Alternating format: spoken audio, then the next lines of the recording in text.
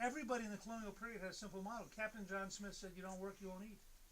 He did not say that to the poor, he said it to the aristocrats. Because the aristocrats said, hey, we paid our way over here, you can't make us work. And he said, you're right, I can't. But if you don't work, you won't eat. And they had a meeting, came back and said, okay, now this work idea. So one of my proposals is good, which I'm trying to get a member to introduce now for a bill, is that if you draw unemployment compensation, you have to sign up for an online course to increase your work capability.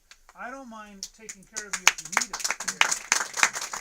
And this is a great national debate. We have no obligation to subsidize deer hunting and bass fishing.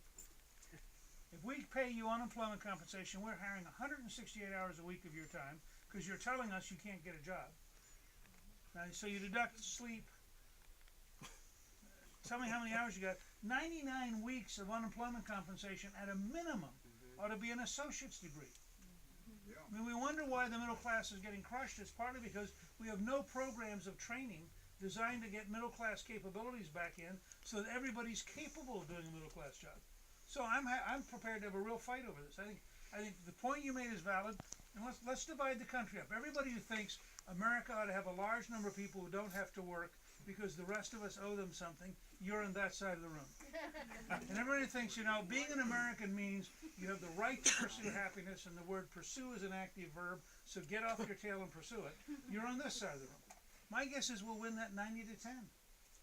And that'll include the 10% will be tenured faculty members, editorial writers, and people on TV news. I mean, now, I apologize. The first thing you raised about partners in Washington, I actually have a theory about this, and I hesitate to say this here.